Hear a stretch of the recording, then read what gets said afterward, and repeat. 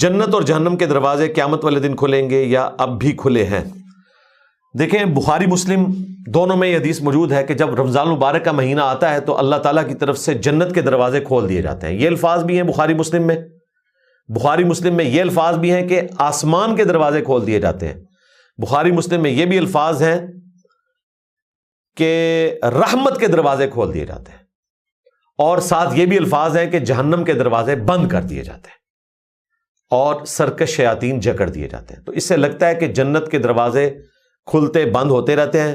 مہربانی کریں آپ وہ اعمال اختیار کریں جس سے جنت میں پہنچنے میں کامیاب ہو جائیں. ہمیں سے کوئی غرض نہیں ہے کہ بند ہے یہ کھلا ہوا ہے. وہ بند بھی ہو، اعمال درست ہوئے تو آپ کے لیے کھل جائے گا، اور خدا نہ خواستہ جہنم بند ہوئی ہوئی، اس کو لاک بھی لگا ہوا، اور آپ کے اعمال ایسے ہوئے کہ وہاں پہنچنے والے ہوئے تو وہ لاک بھی کھل جائے گا خود بخود. وَلِعَوْذُ بِاللَّهِ تَعَالَى. اللہم اجرنا من النار. اللہم انا نسألک جنت الفردوس مع النبیین والصدیقین والشہداء والصالحین. آمین.